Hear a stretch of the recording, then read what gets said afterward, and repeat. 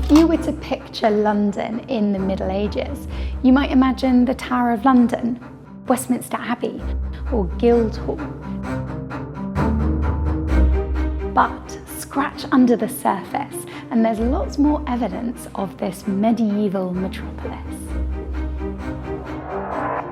I'm Katie Wignall, a London tour guide, and in this series I'm going to be delving into the capital's hidden past. In this episode, I'm seeking out the London of the Middle Ages, a city of narrow streets and soaring spires, almost completely destroyed by the Great Fire of 1666 and the Blitz during the Second World War. But despite the devastation and centuries of development, not all of that city is lost. Hard to believe that this was built 900 years ago. Come with me as I discover the hidden remains of medieval London.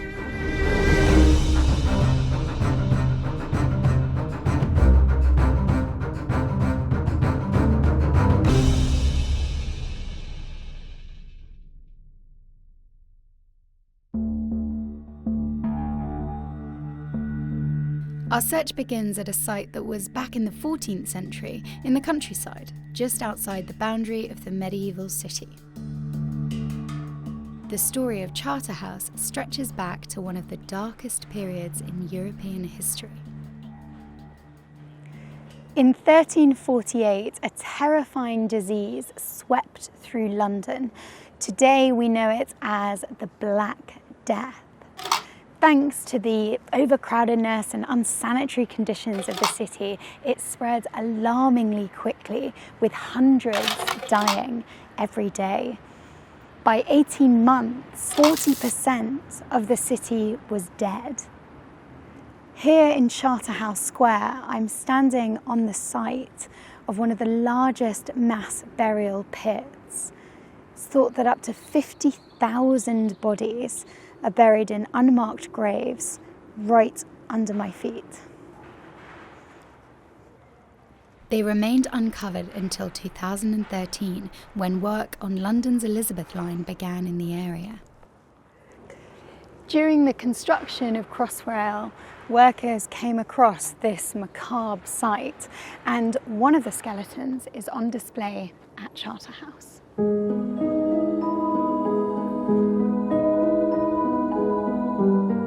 Scientific analysis on the skeleton displayed at Charterhouse has confirmed the presence of Yersinia pestis in the bones. That's the type of bacteria that cause bubonic and pneumonic plague.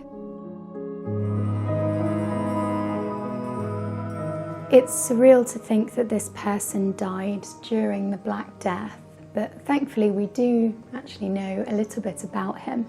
He was in the prime of his life, aged mid-20s, and from the DNA isotope analysis of his teeth, we can tell that he was born and grew up in rural East Anglia, and then, like many people like him, he travelled to the big city, maybe in search of work, but it was here that he met his sad fate.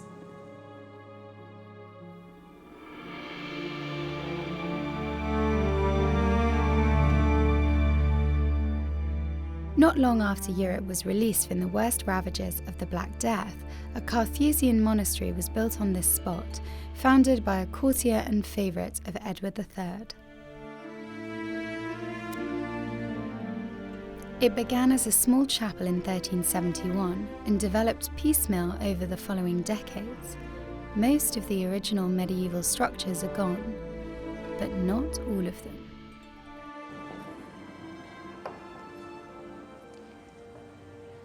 This is the only surviving part of the original monastery. And at its height, this would have been twice as long. And it's one side of a four-sided cloister. And all along here would have been cells, the living quarters of the monks.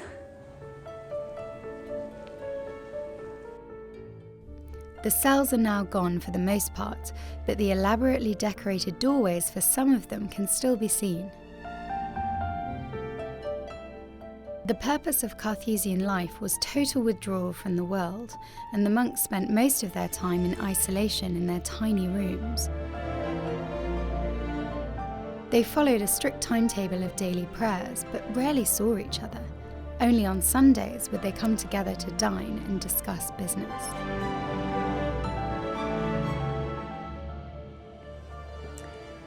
It's in these cells that the Carthusian monks spent the vast majority of their time, small, quite bare spaces, and their contacts with the outside world was via lay brothers who would bring food and water via these serving hatches.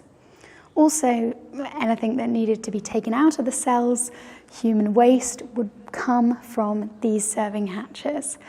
Even the calls of nature couldn't interrupt the solitary prayer.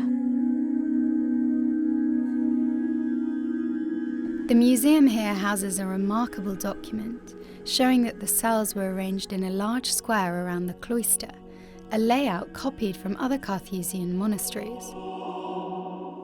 But the maps themselves had a more functional purpose, as I found out from speaking to the museum manager at the Charterhouse, James Spillane.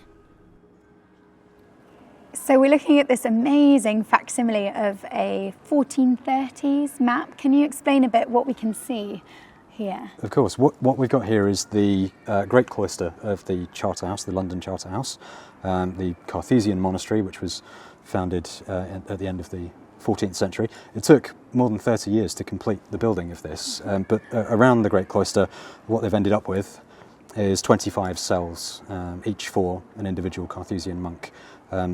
This range of the cloister is the only one that survives today, and you will have seen the doorway of cell B, which is right here today.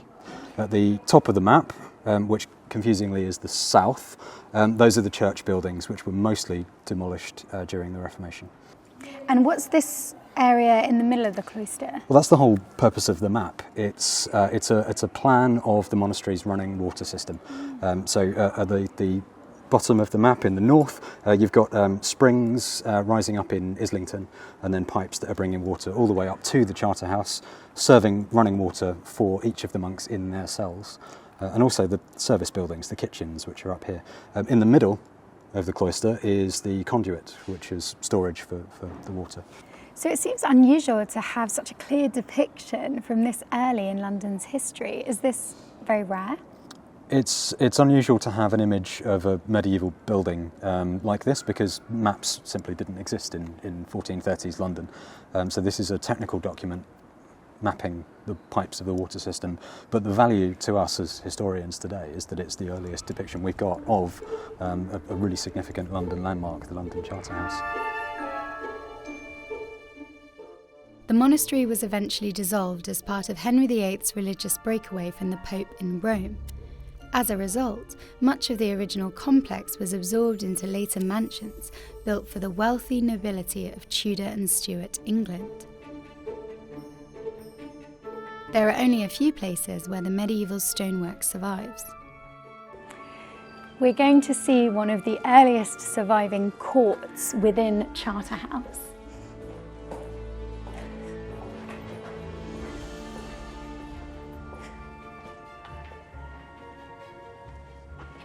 This is Washhouse Court, and when this was a priory, this area was really dedicated to service. It's where you'd hang clothes out to dry, or pots might be washed.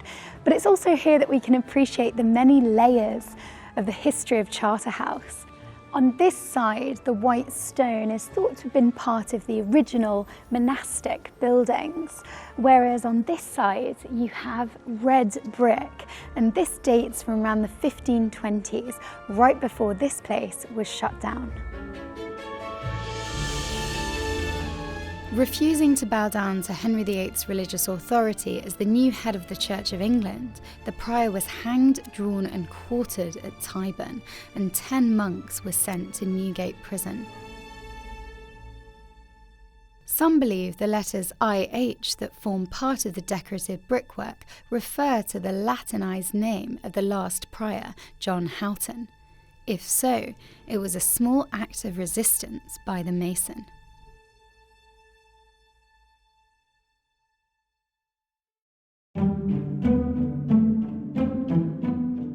From Charterhouse, we're heading inside the old city of London, the boundary of which was marked by stone walls originally built by the Romans, but later added to and improved. London's Roman wall has changed a lot over the centuries, and here we can see the layers. The white rubble is from the medieval period, and then the red brick is from the 1470s. Many place names in the City of London refer back to the Roman wall. For example, this church in the background is St Giles' Cripple Gate, named because of its proximity to the gateway in and out of the city. The modern street London Wall closely follows the line of the fortifications, though only a small section remains. As you walk the route, you may come across another surprising remnant of the old city. Inside the Roman walls, in fact, leaning up against it, was the medieval church of St Alphege. It was first mentioned in the 12th century, and then in the 14th century, it was part of a now lost hospital known as Elsing Spital.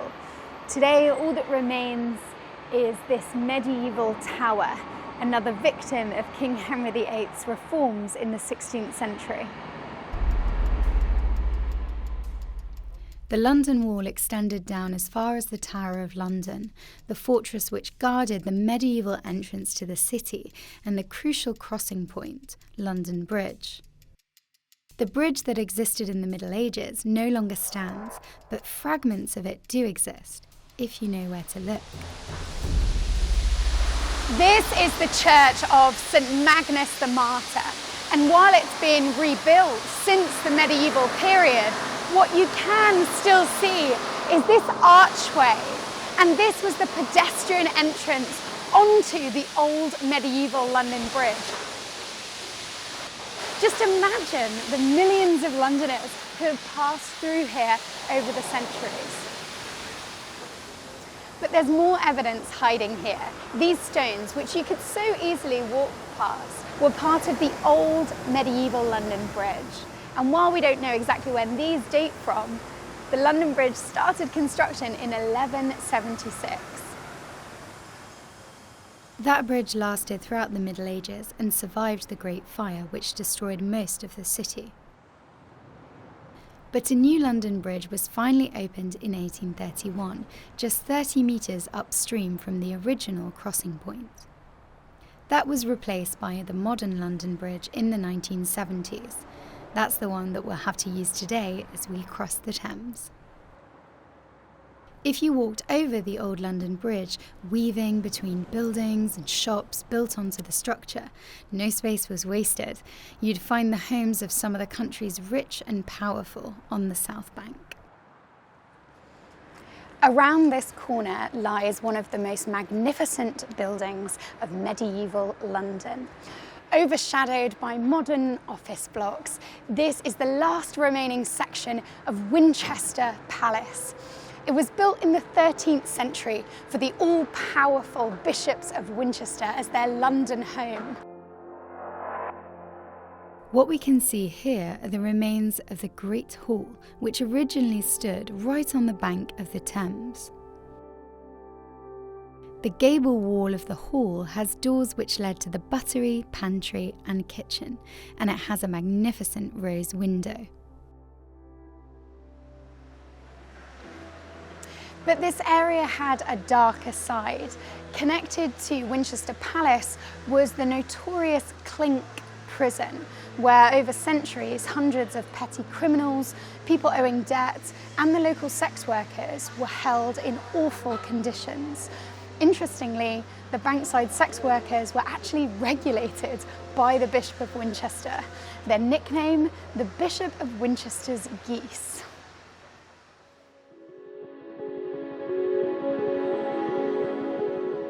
Making a quick getaway from the Clink, we're heading north again, back into the hustle and bustle of the city. Located on Cannon Street, our next medieval gem is even easier to overlook. It might not appear that impressive, but this object has an incredible story. and origins that are shrouded in mystery. If you believe the legend, the story of this stone dates as far back as the time of the Trojan Wars. What seems more likely is that this was an important stone in the Roman city of Londinium. The stone is mentioned in a book belonging to the 10th century King Athelstan. He's commonly thought of as the first king of a united England. It was clearly important in the early Middle Ages, and it remained symbolically significant until the end of the period. In 1450, the rebel Jack Cade entered the city and he declared himself the lord of the city of London, striking this stone with his sword.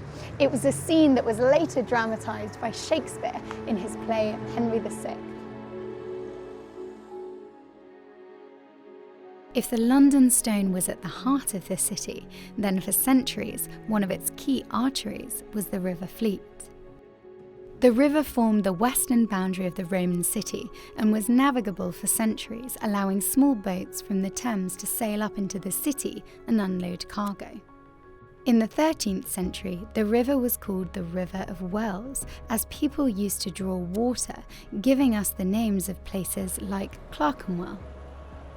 But later in London's history, the river became a foul sewer and was covered over. Very few people know of its existence today. There aren't many places where you can see the River Fleet, but it is still here. It's just flowing underground. At the corner of Saffron Hill, you can catch a glimpse of the River Fleet if you look down this drain.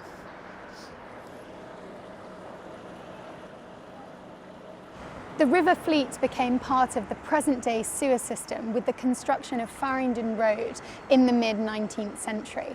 But it still does flow under Farringdon Road today, and then it meets the River Thames just by Blackfriars Bridge.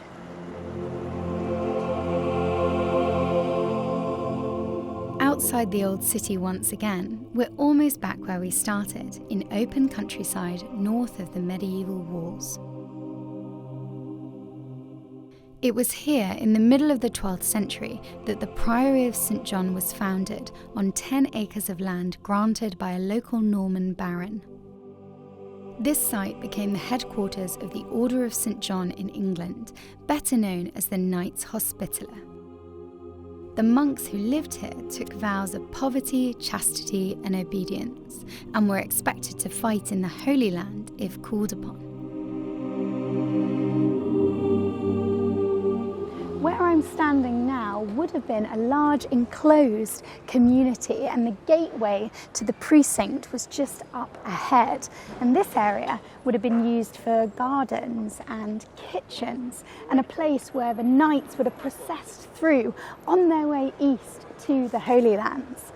Now, just at my feet here, this line is an outline of a large circular nave of the original church. Like Temple Church, headquarters of the Knights Templar in England, it was built in the style of the Church of the Holy Sepulchre in Jerusalem, a reminder of the order's purpose. But while very little of the original complex survives above ground, a few steps below street level is one of London's best preserved medieval crypts.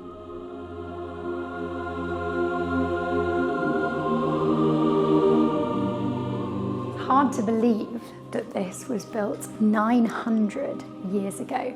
It survived fires, redevelopment, and the Blitz.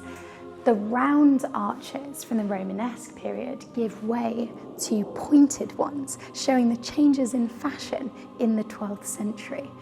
Now, today it's all painted white, but the evidence suggests that once this would have been covered with bright colours.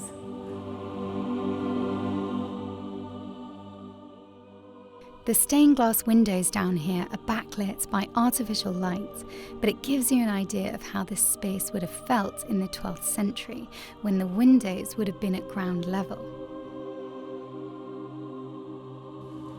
These are the original medieval stone benches that line the crypt walls, and they were used by the monks for their chapter meetings where they discussed daily business, but also royal visitors would have come down here. They're not very comfy, so let's hope those VIPs had a cushion to sit on.